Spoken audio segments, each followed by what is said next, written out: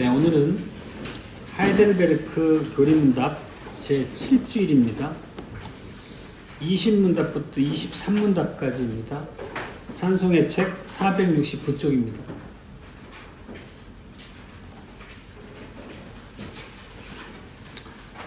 제20문답입니다.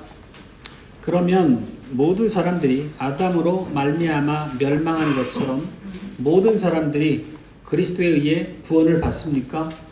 아닙니다. 오직 참 믿음으로 그리스도에게 접붙여져서 그의 모든 은택들을 받아들이는 자들만 구원을 받습니다. 21문답입니다.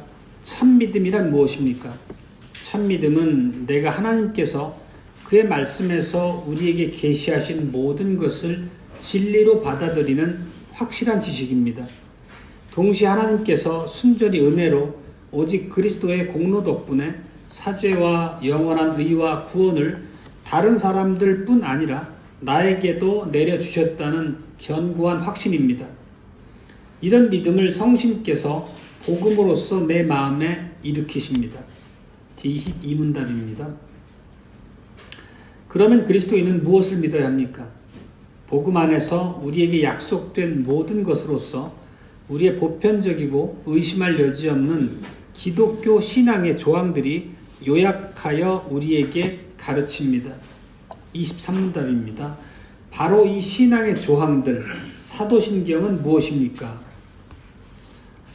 전능하신 성부 하나님, 천지 창조주를 나는 믿사오며 그의 독생자 우리 주 예수 그리스도를 믿사오니 그는 성신으로 잉태되사 동정녀 마리아에게서 나셨으며 본디오 빌라도 아래에서 고난을 받으사 십자가에 못 박히시고 죽으시고 장사되셨고 음부에 내려가셨으며 사흘날에 죽은 자들 가운데서 부활하셨고 하늘에 오르사 전능하신 성부 하나님 우편에 앉아 계시며 거기로부터 살아있는 자들과 죽은 자들을 심판하러 오실 것입니다.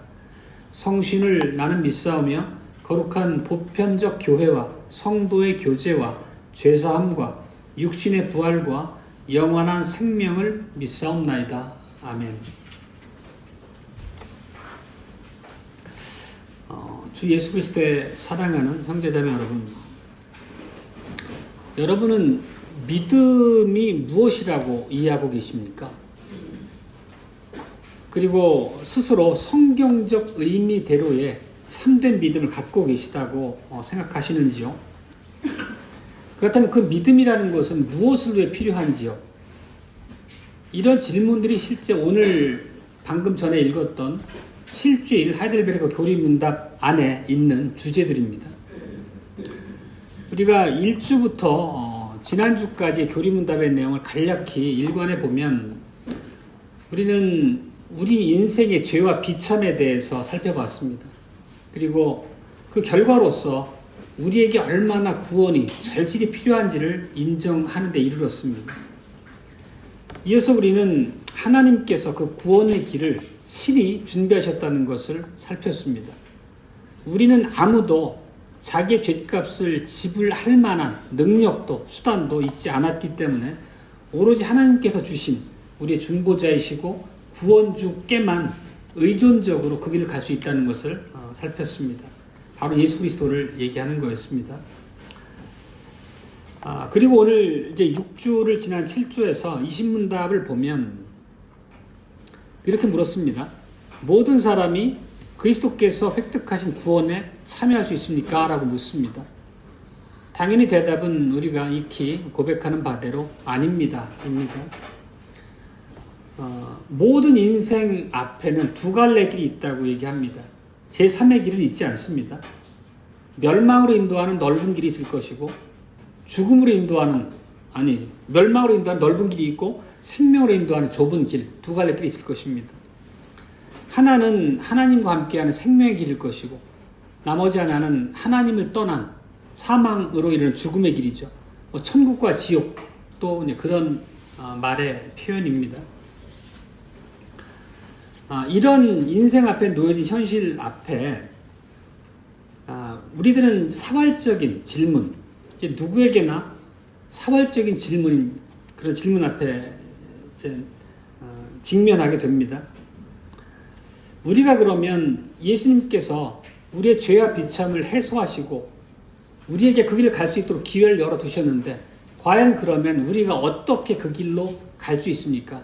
어떻게 그것이 우리의 것이 됩니까? 라는 질문이 가장 본질적인 질문이겠습니다. 그리고 오늘 고백에서 보면 그리스도의 은택들이 참여하는 오직 한 가지 방법만 얘기합니다. 그것은 참 믿음으로 우리가 하나님 약속 안에 거할 수 있다는 그것만 얘기하는 것이죠. 그 참 믿음 이외에 다른 어떠한 길로도 하나님의 은택에 참여할 수 없다고 얘기합니다. 그러면 우리가 이제 살펴봐야 될 것은 참된 믿음이라는 게 과연 무엇인지 알아야지 우리가 과연 그 길에 온전히 서 있는지 그렇지 못한지를 분별할 수 있을 겁니다. 그리고 우리가 이렇게 믿기 위해 필요한 것, 우리가 마땅히 드러내야 할 바가 뭔지도 자세히 살펴봐야지 그 의미를 더 마음에 깊이 온전히 바르게 새길 수 있겠습니다. 오늘 주제는 우리를 그리스도께 결속시키고 그리스도의 모든 은택들에 참여하게 해주는 것은 참 믿음이다 라는 것입니다. 그리고 세 가지 대지로 말씀을 살펴보겠습니다. 참 믿음의 필요성, 참 믿음의 성격, 참 믿음의 내용에 대해서입니다. 먼저 참 믿음의 필요성에 대해서입니다. 하나님께서는 애굽에서 종살이하던 백성을 구원해 주신 다음에 그들을 광야길로 인도하셨습니다. 그들을 바로 가나안 땅으로 가장 최단 코스로 이끌어 입성하지 않으셨습니다. 그건 하나님께서 그들의 마음이 어떠한지를 시험을 통해서 드러내 보이시길 원하셨던 것이죠. 실제 이스라엘의 광야 시험의 결과를 보면 그들이 얼마나 하나님의 놀라운 은혜를 날마다 목도함에도 불구하고 패역한 불신앙으로 일관했는지를 우리는 매우 여러 장면에서 확인할 수 있습니다. 하나님께서 전능하신 손과 편팔로 그들 구원해 내셨죠. 애굽에서 10가지 재앙을 내리시고 애굽 소나기에서 벗어날 수 있도록 그들을 일으켜 주셨습니다. 그럼에도 불구하고 그들은 하나님을 신뢰하지 않았습니다. 오히려 문제가 생기기만 하면 모세, 아론 앞에 달려나와가지고 소리 지르고 염려에 사로잡혀가지고 얼마나 많은 불신앙의 모습을 그들 앞에 드러냈는지 우리 확연히 압니다. 그럼에도 불구하고 하나님께서는 당신의 전능하신 능력으로 그들을 끝까지 보존하셨습니다. 백성들을 향한 확고부동한 사랑, 신실한 언약적 하나님의 모습을 한 번도 저버리신 적이 없으십니다. 우리가 출애굽의 여정을 간략히만 보더라도 잘 알고 계시죠. 홍해를 가른 방식으로 그 말탄 그리고 또 병거를 타고 이스라엘 백성들을 죽이려고 쫓아오는 자들을 끊어내셨습니다. 그리고 반석을 깨뜨리셔서 그 안에 물을 그들에게 먹이셨고 날마다 하늘에서 내리는 양식으로 그들을 먹이셨습니다. 실제 출애굽하고 나서 그들이 만나를 맞기까지 얼마나 걸리는지 아세요? 실제 출애굽 이후에 만나를 내리신 건 한 달 정도 지나서입니다. 그리고 그들이 2달 만에 시내산에 도착을 하죠. 그 2달 만에 도착한 시내산에서 하나님의 율법을 받고 또 하나님의 성막을 짓고 또 거기서 한 1년 가까운 시간을 머물면서 기본적인 율법에 대한 이제 교육들을 받고 준비의 과정을 갖게 됩니다. 이런 것들을 보면 하나님이 얼마나 놀라운 방식으로 참으로 전능하신 하나님의 역사라고 우리가 결코 부인할 수 없는 놀라운 방식으로 백성들을 보존하셨고 먹이셨습니다. 그리고 그들과 언약을 맺어주심으로 하나님이 신실하신 것을 그들에게 풍성하게 부어주셨죠. 그런데도 그들은 어땠습니까? 이런 하나님의 사랑, 하나님의 신실함 이런 것들을 한 번도 경험하지 않은 자들처럼 패역함으로 일관했죠. 그리고 이제 그런 과정에서 이들이 한젠 가데스 바네아라는 곳에 도착하게 됩니다. 그것은 이제 출애굽 이후에 한 2년 가까이 된 시간입니다. 가데스 바네아는 그 가나안 땅 바로 턱 밑입니다. 목전이 가나안 땅입니다. 거기서 오늘 우리가 읽은 하나님 말씀에서 12 정탐꾼의 기사를 봅니다. 거기 보면 그들의 모습에 대해서 매우 우리가 조목조목 그들의 말 한마디, 행동 하나하나를 살폈습니다. 그들이 이렇게 가나안 땅을 정탐한 것은 그들이 스스로 판단해서 간 것이 아니고 가나안 땅을 그들에게 주기로 약속한 하나님의 약속의 근거에서 그 땅으로 진입하기 전에 정탐하는 의미로서였습니다. 그리고 그 땅은 하나님께서 젖과 꿀이 흐르는 땅이다. 열매가 풍성히 맺히는 아름다운 땅이다. 이렇게 그들에게 약속하셨고 하나님께서 주기로 그들 앞에 선언하셨습니다. 실제 12 정탐꾼도 그들이 가나안 땅을 정탐하고 돌아와서 보고한 바를 보면 젖과 꿀이 흐르는 땅이 맞다고 했습니다. 그리고 또 그들이 가지고 열매를 보더라도 아주 풍성하고 굵직굵직한 매우 먹음직스러운 과실이라는 그런 묘사를 담고 있죠. 그런데 동시에 그런 결과를 탐지하고 돌아왔음에도 불구하고 그들이 얼마나 불신앙적인 보고를 이스라엘 회중들에게 했는지 바로 이어집니다. 민수기 13장 28절인데 오늘 봤던 본문입니다. 갈렙은 올라가서 그 땅을 취하자고 제안했지만, 그러니까 정탐꾼들이 제안한 그 13장 28절은 그 땅 거민은 강하고 성읍은 견고하고 힘이 클 뿐 아니라 거기서 안악자손을 보았다라고 보고했습니다. 반면에 갈렙은 그 땅을 취하자, 우리가 능히 그 원수들을 이기리라는 믿음의 복을 했죠. 근데 나머지 10 정탐꾼이 이어서 그 반대의 복을 하는 걸 우리가 읽게 됩니다. 31절인데요. 우리는 능히 올라가서 그 백성을 치지 못하리라. 그들은 우리보다 강하니라. 그리고 계속 보고합니다. 부정적인 내용으로. 거기서 본 백성은 신장이 장대한 자들이다. 그렇게 보고한 결과 이스라엘 회중들은 결국 두려움에 빠지게 되고 가나안 땅으로 쳐 올라갈 엄두를 못 내고 오히려 불신앙 가운데 떨어지게 됩니다. 그들은 이 10명의 정탐꾼들이 보고한 그런 부정적인 보고 앞에 그냥 패닉 상태에 빠진 거나 마찬가지입니다. 지금까지 그들을 놀라운 손길로 인도했던 하나님의 손길을 까마득하게 잊어버린 거죠. 그리고 그들은 14장 1절에 보면 민수기 이렇게 얘기합니다. 온 회중이 소리를 높여 부르짖으며 밤새도록 백성이 곡하였더라. 그러니까 지금까지 모든 하나님이 보여주신 바 그들의 보살핀 신실함에 대해서는 머리에 하나도 기억이 남아있지 않은 모습과도 같습니다. 다음 날도 그들은 불평을 이렇게 이어갑니다. 우리가 애굽 땅에서 죽었거나 이 광야에서 죽었다면 좋았을 것을 어찌하여 여호와가 우리를 그 땅으로 인도하여 칼에 망하게 하려 하는고 우리 처자가 사로잡히리니 애굽으로 돌아가는 것이 낫지 아니하랴. 그리고 나서 그들은 이런 부정적인 판단에 따라서 행동을 결행하죠.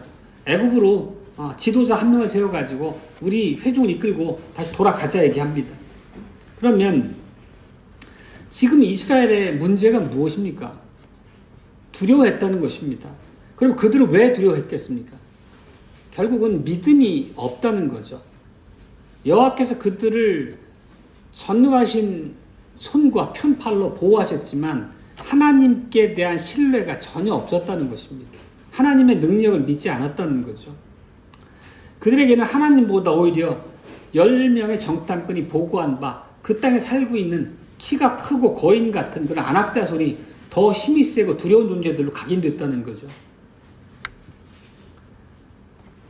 그동안 자기들이 겪었던 하나님의 손길, 홍해 바다를 가르고 건너게 하시고 반석을 깨뜨려서 물을 먹이시고 마시우시고 만나 메추라기를 통해 그들을 먹이셨던 참 그 중에 하나만 경험하더라도 엄청난 경험으로 믿음의 근거로 작용했을 법한데 그러지 못했다는 거죠. 결국 이들의 이런 불신앙적인 반응은 믿음 없음은 매우 비극적인 결과를 초래했습니다. 여호와께서는 진노하시고 그들의 불신앙을 그 회중을 쓸어버림으로 진멸시킴으로 그들을 벌하기로 선언하십니다. 민수기 24장 11절로 12절입니다. 하나님께서 이렇게 그들을 치리라고 선언하신 내용입니다. 이 백성이 어느 때까지 나를 멸시하겠느냐? 내가 그들 중에 모든 이적을 행한 것도 생각지 아니하고 어느 때까지 나를 믿지 않겠느냐? 내가 전염병으로 그들을 쳐서 멸하고 너로 그들보다 크고 강한 나라를 이루게 하리라. 모세에게 하신 말씀이죠. 이런 하나님의 진노는 모세가 하나님 앞에 무릎 꿇고 중재의 기도를 올렸을 때 하나님께서는 그 마음을 돌이키시죠.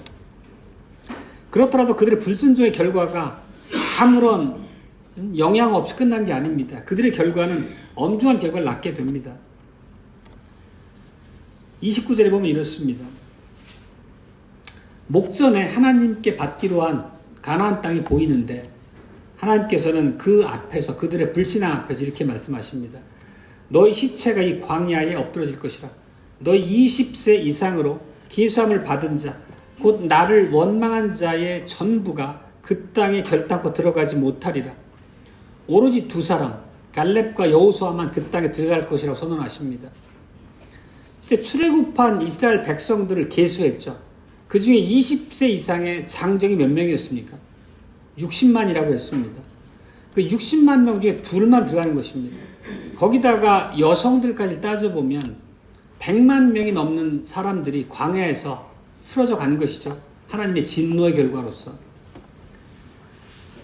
이런 교훈들을 통해 우리가 알 수 있는 한 가지는 뭔가요? 결국은 믿음이 필요하다는 것입니다. 믿음이 우리를 살린다는 것입니다. 하나님을 믿지 않는다면 우리 앞에 구원이 없다는 걸 반복해서 얘기하고 있는 거죠. 이 12정탐꾼 얘기는 우리에게 너무나 선명하게 기억되어 있는 하나님의 말씀이죠. 이 가나안 땅은 약속의 땅이었습니다. 실제 이들이 가나안 정복을 목전에 두고 있지만 실제 가나안 땅을 약속의 땅으로 주기로 약속하신 것은 아브라함에게 그를 약속하신 것은 한 500년, 600년 그 과거의 일입니다.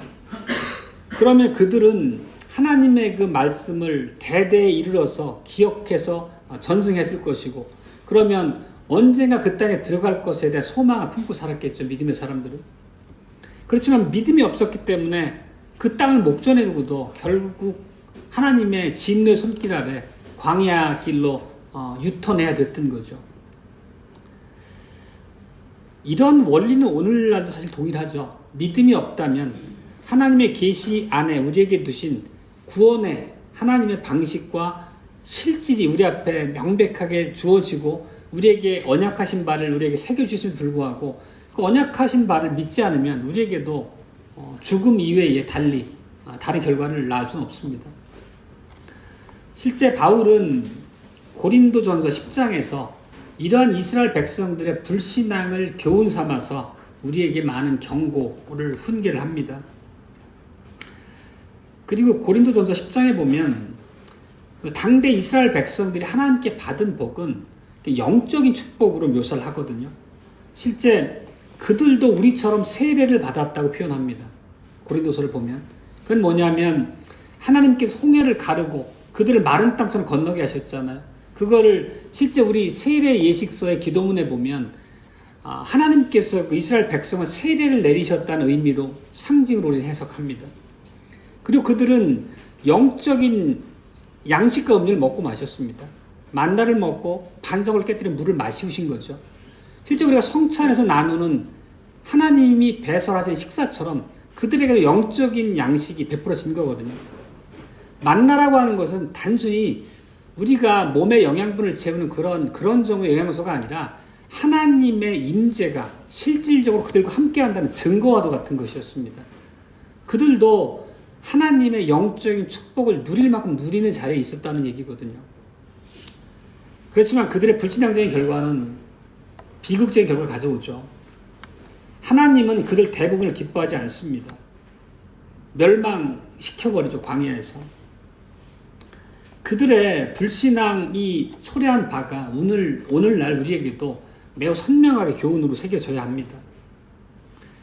오늘 우리 교리문답 보면 이렇게 묻습니다. 제일 앞문답 20문답입니다. 모든 사람이 그리스도가 획득한 구원을 얻습니까? 묻고 아닙니다. 오직 참 믿음에 의해서 그리스도께 접붙임을 받고 즉 그리스도께 연합되고 그의 모든 은택을 받아들이는 사람들만 구원을 받습니다. 여기서 말씀하신 바처럼 참 믿음은 우리가 그리스도께 연합되었다는 것을 믿는 것이고 연합의 결과로 우리에게 주어진 수많은 하나님의 은사들을 확신하는 거죠. 예수님께서도 이 연합이라고 하는 걸 포도나무 비유로 많이 가르치셨죠. 포도나무와 그 줄기, 가지의 비유로. 결국 포도나무 가지가 그 생명력을 유지하기 위해서는 그 포도의 원 줄기에 붙어 있을 때만 가능하죠. 수분도 공급받고 영양소도 공급받고. 영적인 원리도 동일합니다. 우리가 예수 그리스도와 연결되어 있지 않으면, 다시 말하면 우리가 참 믿음으로 예수 그리스도를 우리의 구주로 고백하지 않으면 우리의 생명은 살아있는 것 같지만 실상은 죽은 것과 마찬가지라는 얘기입니다. 우리가 그리스도로부터 분리되는 것 자체가 우리의 구원을 잃는 것이고 우리 안에 생명이 사라지는 것과 동일한 결과를 낳습니다. 우리는 늘 언약을 이해할 때 언약의 한 면, 언약하신 바 안에 있는 선물, 약속, 이 부분에만 우리가 왜곡되게 우리의 시선을 보내서는 안 되겠습니다. 물론 하나님의 그 신실하심을 고려할 때 그 약속들은 참되고 확실하고 결코 하나님 편에서 그 약속을 변개함이 있지는 않을 것입니다. 그렇지만 그 약속들이 실제 우리의 것이 되는 것은 우리가 늘상 고백하는 바이지만 믿음의 것으로 그것을 우리의 것으로 삼을 때만 그게 실제 우리의 것이 된다는 거잖아요. 믿음으로서만. 이런 걸 볼 때 이 가데스 바네아에서 12정탐꾼과 이스라엘 회중이 보여줬던 불신앙의 모습은 사실 매우 우리와 분리된 그런 것이 아닙니다. 우리 안에도 늘 발견되는 불신앙의 요소와 다르지 않다는 거죠. 유대 지도자들이 예수 그리스도가 이 땅에 임하셨을 때에도 명백히 구약에 계시하셨던 바 메시아의 도래이고 너무도 명백하게 수많은 증거로 또 예수님이 행하신 바 이적으로 그들에게 베풀어졌지만 그들 끝끝내 완고함으로 예수님을 메시아로 인정치 않았죠. 그리고 죽여버렸잖아요. 그들은 매우 어리석었죠. 그냥 우리가 예를 들면 뭐 교회 안에 있으니까 예수 그리스도를 내가 지적으로 동의하고 그분의 말씀을 인정해. 이런 정도 차원으로 우리의 구원일 수 없는 거잖아요. 그것은 말하자면 예수님 당대 유대인들이 우리는 아브라함의 육신의 후손이야. 우리는 구원이 확보돼 있어. 따놓은 당상이야. 이렇게 이해하는 거나 똑같은 자기 기만적인 믿음이죠. 그리고 그 마태복음 8장에 보면 그 백부장에 관한 믿음의 얘기가 나옵니다. 백부장은 이방인이었습니다. 근데 예수님께서 백부장의 믿음을 보고 이스라엘 중 아무에게도 이만한 믿음을 본 일이 없다라고 매우 놀라워하신 걸 우리가 기억하죠. 그리고 거기서 끝내지 않고 이어서 하신 말씀이 두렵습니다. 또 너에게 이르노니 동서로부터 많은 사람이 이르러 아브라함과 이삭과 야곱과 함께 천국에 앉으려니 나라와 본 자손들은 바깥 어두운 데 쫓겨나 거기서 울며 이를 갈미 있으리라. 이방인의 믿음을 칭찬한 이후에 본족인 이스라엘을 향해서 주신 경고의 말씀이에요. 하나님 나라에 들어가는 것은 혈통으로서가 아니다. 믿음으로서다라는 얘기를 선명하게 예수님께서 선포를 하시죠. 여기서 말하는 바의 의미는 우리가 바로 이해하고 받아들일 수 있습니다. 믿음이 없이는 구원받을 수 없다는 것입니다. 그리고 예수님이 우리의 주님이십니다 라고 단순히 인정하는 것, 내가 입술로 그냥 내뱉는 것 그 자체가 나의 믿음의 전부일 수는 없다는 거죠. 결국 믿음이라고 하는 것은 반복해 말씀드리지만 단순히 성경 계시의 말씀에 대한 지식을 의미하는 게 아니잖아요. 그 지식을 내가 인정한다는 그 정도 차원의 고백을 뛰어넘는 겁니다. 우리가 매우 좀 두려운 말씀을 기억하는 것 중에 예수님께서 산상수훈에서 베푼 말씀이 있습니다. 마태복음 7장 21절인데 나더러 주여 주여 하는 자마다 천국에 다 들어갈 것이 아니요 다만 하늘에 계신 내 아버지의 뜻대로 행하는 자라야 들어가리라. 그때 어떤 일이 벌어집니까? 여러 유대인들이 나와서 예수님 앞에서 자기들의 믿음의 사실을 막 강변을 하죠. 저는 주님의 이름으로 선지자 노릇했습니다. 제가 주님의 능력을 힘입어서 귀신도 내쫓았습니다. 많은 권능을 행했습니다. 이렇게 얘기를 합니다. 오늘날로 말하면 제가 목사였습니다. 제가 장로였고요. 제가 일주일에 3번, 4번 교회 가고 수많은 봉사 부서에서 제가 시간과 재물을 바쳐서 하나님 일을 했습니다. 제가 하나님의 말씀으로 이적도 행했거든요. 그런 걸 주장하는 것과 다르지 않은 거잖아요. 근데 예수님이 그들의 그런 강변에 대해서 어떻게 반응하시나요? 내가 너희를 도무지 알지 못한다 라면서 목전에 내쫓죠. 그건 달리 말하면 지옥으로 내친다는 말씀이시잖아요. 그들의 문제가 무엇입니까 그러면? 그러니까 그들은 주님을 참되게 신앙하는 일에서 미끄러졌다는 얘기잖아요. 그들의 삶의 모습이 하나님께서 분부하고 가르치신 바 하나님의 교훈을 떠나 있었다는 얘기잖아요. 실제 삶으로서의 순종하는 자리에 있지 않았다는 얘기잖아요. 결국 우리가 교회에 예배를 드리는 이 자리 자체가 하나님과 언약관계에 맺어진 하나님의 양 우리 안에 들어온 놀라운 하나님의 일하심의 결과이지만 우리에게 선포되는 말씀, 이 복음 설교 앞에서 우리가 어떤 자세로 우리가 마땅히 행할 바를 정확하게 분별하고 그 길에 서지 않으면 사실 불신앙과 다르지 않다는 얘기를 반복하는 거죠. 너무나 우리가 자주 듣고 반복해 듣는 거지만 그럼에도 불구하고 사실 우리는 이런 말씀들을 늘 들어야 됩니다. 그만큼 우리는 사실 연약하기도 하고 세상에 나아가 세상과 더불어 씨름하다 보면 금방 세상적인 생각으로 물들고 세상에서 내게 주는 자극들에 반응하고 그 길로 따라가잖아요. 결국 여러분에게 이런 질문을 드림으로써 드린 말씀을 아마 정리할 수 있을 것 같습니다. 그러니까 입만 무성한 무화과나무 같이 되면 안 된다는 얘기죠. 여러분은 날마다의 삶 속에서 믿음으로 행하고 몸과 영혼을 위해 필요한 모든 것을 오직 구주 예수 그리스도의 손으로부터만 기대하십니까? 이게 결국 우리 앞에 놓여진 질문인 것입니다. 늘상 우리가 이 질문을 기억하고 자기를 살펴야 되는 거죠. 이렇게 지금까지 이제 믿음의 필요성에 대해서 살펴봤고, 이제 두 번째 대지는 참 믿음의 성격에 대해서입니다. 참 믿음이란 무엇인가 하는 거죠. 우리가 믿음장 그러면은 바로 히브리서 11장을 떠올리죠. 11장 1절이 이런 말씀입니다. 아마 많은 분들이 암송하고 계실 텐데요. 믿음은 바라는 것들의 실상이요 보지 못하는 것들의 증거니라. 그리고 이것과 동일한 맥락의 고백이 바로 20일 문답이거든요. 거기 보면 믿음을 어떻게 표현하냐면 확실한 지식이고 견고한 확신이라고 표현합니다. 확실한 지식이라고 하는 건 뭐에 대한 지식이겠습니까? 당연히 성경 66권에 하나님이 계시하신 바에 대한 확고한 지식을 얘기하는 거죠.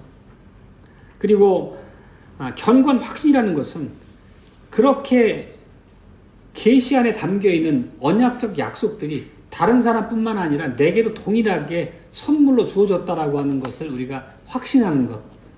그것을 이제 믿음의 두 가지 기둥처럼 얘기를 합니다. 확실한 지식과 확고한 어떤 견고한 확신, 이런 것이죠.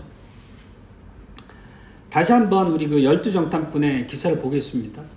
거기 보면 갈렙과 여호수아만 믿음을 잃지 않고 오로지 하나님의 약속만 신뢰함으로 그분의 약속이 그 말씀대로 이루어진다라고 한 그런 고백으로서의 가나안 정벌을 주장합니다. 나머지 10명은 그 반대의 반응을 보였잖아요. 그게 어떤 의미겠습니까? 열정탐꾼은 하나님의 약속을 마음에 새기기보다는 눈앞에 보이는 현실에 그냥 무너져 버린 거죠. 눈앞에 보이는 현실이 뭔가요? 결국 그들 말대로 강한 성읍, 난공불락의 요새, 또 키가 큰 장대한 그런 안악자손들, 그들은 눈앞에 보이는 그런 모습 자체에 그냥 완벽하게 짓눌려 버린 거랑 동일합니다. 믿음이 흔적도 없이 사라져 버린 거죠. 반면에 여호수아 갈렙은 하나님의 약속을 끝까지 붙잡았고 믿음으로 하나님의 신실하심에 대한 소망을 놓치지 않았던 거죠. 사랑하는 형제자매 여러분, 우리들도 살다가 어려움을 수시로 만납니다. 그러면 여러분은 그런 순간에 어떻게 반응하십니까? 그냥 그 일 자체의 상황에 매몰돼서 세상적인 수단을 강구하는 데 급급하진 않으십니까? 혹시 누군가 나를 도울 사람 찾기 위해서 인간적인 방책을 찾는 데 분주하진 않으십니까? 실제 아무도 이 질문 앞에 아니요, 저는 전혀 그렇지 않습니다, 이렇게 대답할 사람은 없으실 거예요. 우리가 삶에서 만나는 어려움들, 오늘 본문의 표현을 빌자면 거인들을 보는 거죠. 그런 문제들 앞에서 우리가 정말 수시로 이스라엘 자손처럼 불신앙적인 태도로 반응할 때가 너무 많습니다. 세상 사람을 무서워하고 또 세상적인 그런 많은 압박과 결핍에 그냥 온통 마음을 뺏겨가지고 염려로 가득한 채 시간을 허송하고 하나님의 은혜 아래 누려야 될 마땅한 그런 기쁨들을, 안위함, 의로 이런 것들을 잊어버릴 때가 많습니다. 다시 한번 11장 1절 히브리서 말씀처럼 믿음은 바라는 것들의 실상이요 보지 못하는 것들의 증거입니다. 실제 이것이 믿음의 매우 많은 요체를 함축하고 있잖아요. 이것은 하나님의 약속이 정말 내 눈에 안 보일 때도 하나님의 약속의 사실을 철저하게 붙잡는다는 거잖아요. 내 눈앞의 상황을 보니까 아이고 정말 빠져나갈 구멍도 없고 온통 절망적이라 할 때도 그런 상황도 결코 하나님의 일하심을 막지 못한다는 것을 제가 마음에 확신하는 거거든요. 믿음은 여호와 하나님 철저하게 의뢰하는 거죠. 의뢰라는 게 뭔가요? 의지하고 신뢰한다는 거잖아요. 우리 삶이 추락하는 것처럼 온통 땅으로 떨어지는 정도가 아니라 막 내가 서 있는 땅이 무너질 것 같은 그런 위기들도 사실 겪곤 하잖아요. 물론 사람마다 위기의 상황이나 강도는 다 다르게 나타나지만 어느 한 사람 아무 문제 없이 평탄한 삶으로 평생을 채워가는 사람은 없잖아요. 우리가 얼마나 많은 순간 그런 시험에 떨어집니까?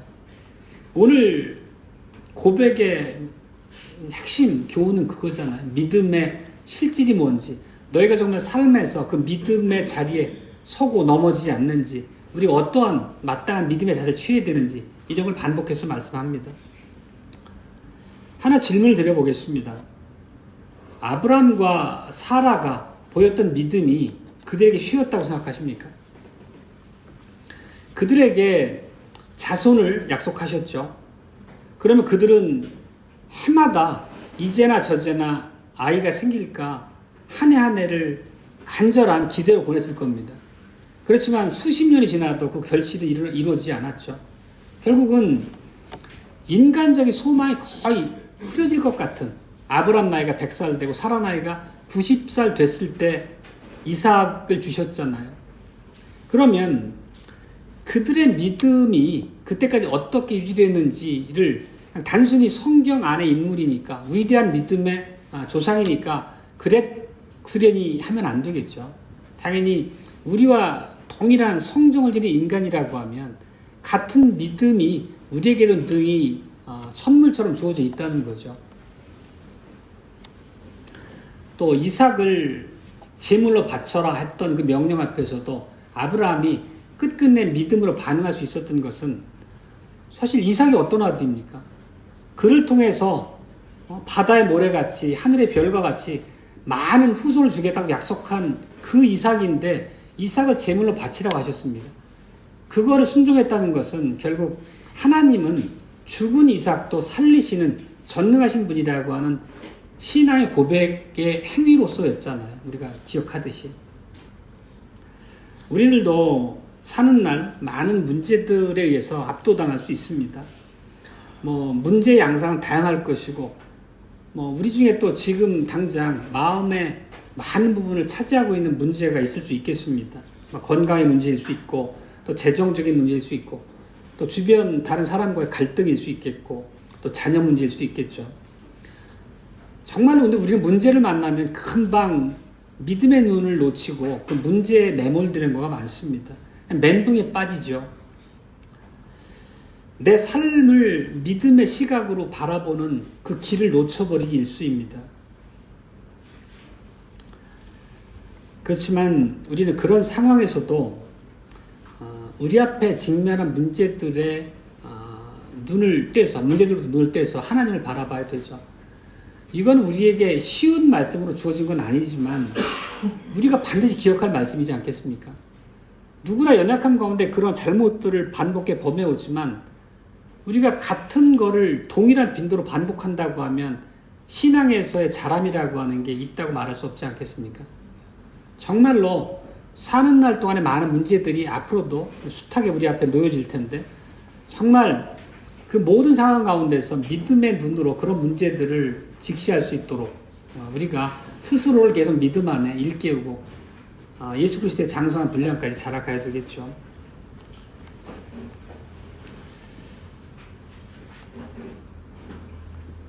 여호수아와 갈렙이 나머지 10 정탐꾼과 달리 믿음의 자세를 견지했던 것은 출애굽 이후에 가데스바네아에 도착하기까지 그 모든 과정에서 하나님이 어떤 방식으로 역사하셨는가를 기억했기 때문이겠죠.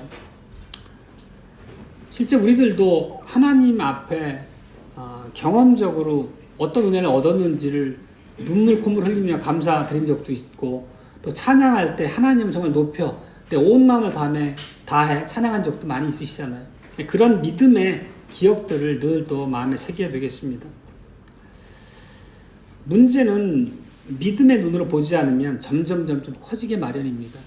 오전에도 말씀드렸던 것처럼 우리가 믿음의 시선을 놓쳐버린 순간 사람은 커 보이고 세상은 두려워 보이고 이런저런 염려는 우리 휘감아 버리잖아요. 그런 것과 동일한 교훈입니다. 당연히 우리에게 가장 큰 믿음의 모범하면 예수 그리스도이십니다. 예수님께서는 지상사역의 마지막 순간에 가장 큰 영적 투쟁 앞에 직면하죠. 그리고 어떤 기도를 드리셨는지, 겟세마네 동산에서 어떻게 하나님 앞에 기도드렸는지 우리가 잘 기억합니다. 할 수만 있다면 고난의 잔이 지나가게 해달라고 기도하죠. 그렇지만 자기의 뜻대로가 아니라 내 원대로 마옵시고 아버지의 원대로 되기를 기도하였습니다. 우리가 너무도 마음에 새기고 있는 기도였습니다. 또 나중에 십자가에서 하나님께서 예수 그리스도를 하나님과 단절하신 거잖아요. 그러니까 최악의 하나님과 단절되는 영적인 고통을 겪을 때조차도 끝까지 하나님을 향한 기도로 그 순간을 맞이했습니다. 아버지여 내 영혼을 아버지 손에 부탁하나이다. 이게 바로 우리 주님이 보이신 확고한 믿음의 자리였잖아요. 그거로부터 우리가 얻을 수 있는 교훈 역시 성경 안에 등장하는 히브리서 11장에 등장하는 수많은 믿음의 선진들이 보였던 반응과 같은 맥락에서 크신 하나님의 교훈입니다. 지금 이제 참 믿음의 성격에 대해서 살피고 있습니다. 다시 한번 정리하자면 참 믿음은 하나님께서 성경 말씀 안에 계시하시는 그 말씀에 대해서 알고 있는 확실한 지식이다, 이렇게 고백합니다.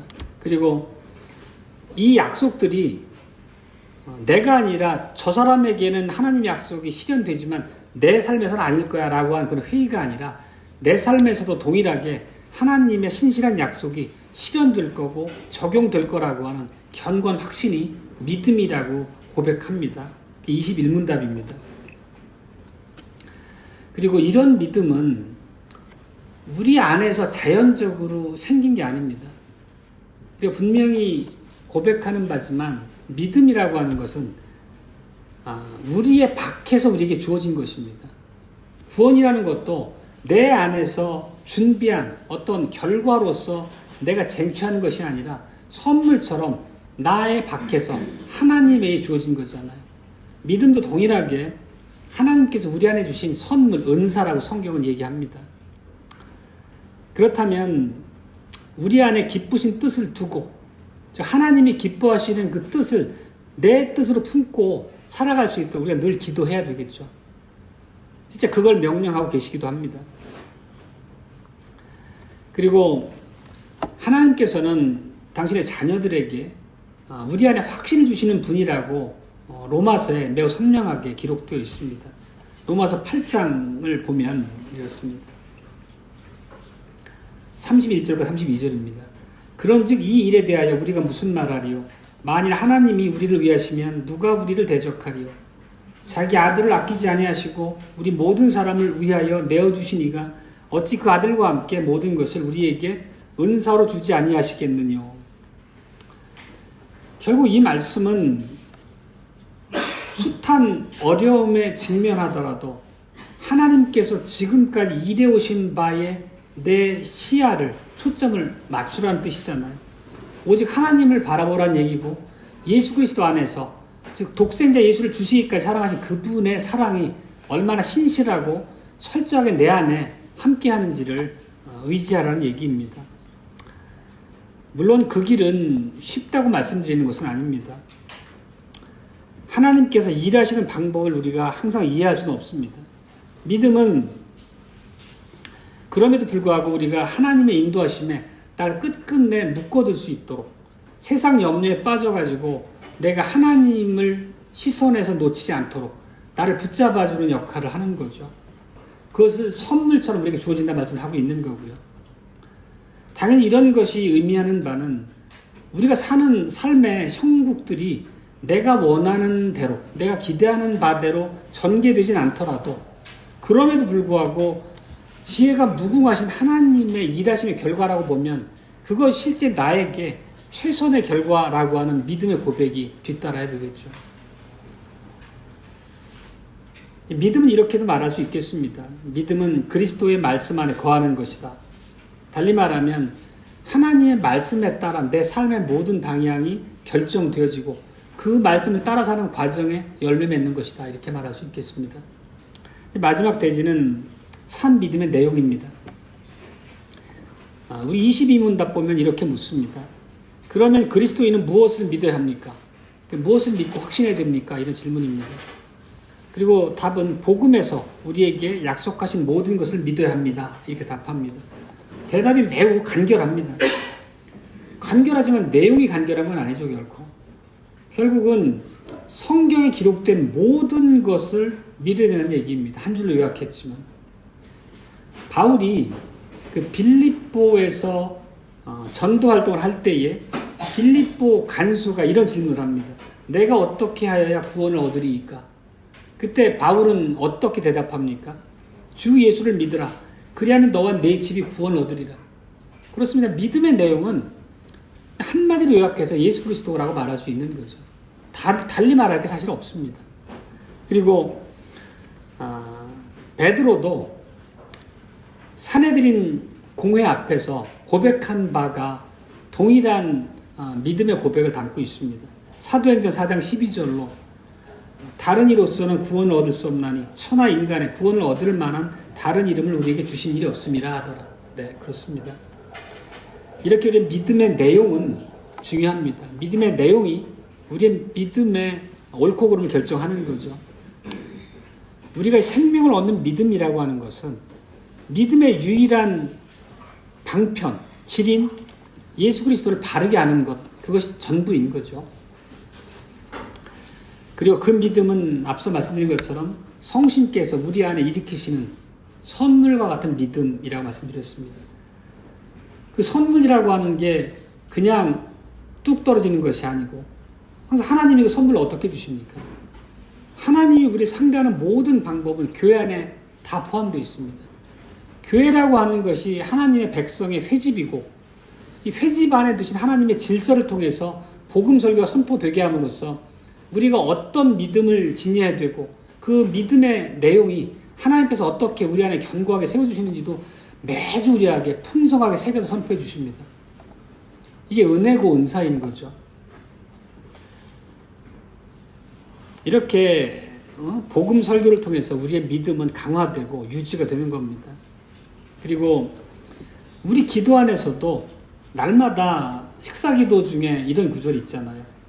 우리들이 어느 때든지 하나님의 말씀을 영원한 양식으로 끊임없이 갈망하게 하시옵소서. 결국 육의 양식을 먹지 않으면 몸이 피폐해지고 죽음에 이르듯이 영의 양식인 말씀은 늘상 우리가 육의 양식을 취하듯 먹고 마셔야 되는 거죠. 이제 앞으로 이제 우리가 이렇게 믿음의 내용으로서 사도신경을 이제 하나하나 구절구절 살피면서 하이델베르크 교리문답을 이어가게 될 텐데요. 아시겠지만 주의 날 9주일부터 22주까지가 사도신경에 대한 고백의 부분입니다. 앞으로 이제 거기를 다시 살펴나가겠습니다. 이제 정리하고 마무리하겠습니다. 우리가 제일 앞부분에서는 믿음을 가지는 것이 왜 필요한지에 대해서 배웠습니다. 우리의 죄와 비참함을 해결할 수 있는 유일한 길이 믿음이라고 하는 거로 바꿔 말할 수 있겠습니다. 그리고 믿음이 무엇인가, 믿음의 성격에 대해서 또 살폈습니다. 그것은 하나님의 계시의 말씀에 대한 확실한 지식이고 또 그 안에 담겨있는 약속의 내용에 대한 견고한 확신이다, 이렇게 말씀드렸습니다. 그리고 그 내용을 요약해 말씀드리자면 믿음의 내용은 곧 예수 그리스도라고 하는 것을 정리로 해서 말씀드렸습니다. 이제 한 가지 질문을 드리자면 여러분은 참 믿음을 가지고 계십니까? 이것은 여러분의 믿음이 완전하네, 이런 질문은 당연히 아니겠죠. 그러니까 여러분이 지금 믿는 바 현재 내용에 대한 질문이기도 합니다. 또 믿음의 결과로서 삶의 모습에 대한 질문이기도 할 것입니다. 달리 말하면 예수 그리스도를 여러분의 구주와 주로, 주인으로 확실하게 알고 있는지, 그 믿음의 내용에 대해서 온전한 이해를 갖고 있는지를 묻는 것입니다. 나아가서 예수님께서 그 말씀 안에 계시하신 그 내용대로 전적으로 그분의 말씀이 진리임을 신뢰하고 내 삶 전체로서 그분의 가르침을 따라가기를 소망하고 분투하냐는 질문이기도 합니다. 믿음은 다시 정의하자면 예수 그리스도와 우리를 연합시켜 주시는 거죠. 연합이라고 하는 것은 생명의 공유와 동일하잖아요. 포도나무 줄기에 가지가 매달려 있을 때 그 모든 생명력이 가능하듯이, 유지되듯이 그렇다는 겁니다. 또 오늘 그런 말씀도 들었습니다. 믿음은 구원의 방편으로 하나님 주신 은사다 하는 걸 배웠습니다. 결국 믿음이라고 하는 것은 우리의 노력으로 가지는 길이 아니라는 것을 늘 반복해 말씀드리잖아요. 그러니까 결국 성령 하나님의 은혜, 또 그분의 하나님의 뜻이 내 안에 심겨질 수 있도록 하나님의 은혜가 임할 때 우리가 열심과 바른 방향을 잃지 않고 하나님의 말씀을 끊임없이 내 안에 되새기면서 생명력을 이어나갈 수 있게 되는 거잖아요. 그렇다면 우리가 정말 하나님의 뜻이 내 안에 심겨지고 하나님이 기뻐하시는 뜻이 내 뜻이 될 수 있기를 우리가 쉼없이 기도해야 되겠습니다. 이제 이렇게 오늘 들은 모든 복음의 내용을 잘 기억하시면서 하나님 말씀에 대해서 하나하나 더 깨우쳐 가고 또 그 말씀 앞에 겸손히 자기를 순종의 길로 세움으로써 하나님께 영광을 드리고 또 우리의 구원을 견고히 할 수 있는 한 주가 되시길 바랍니다.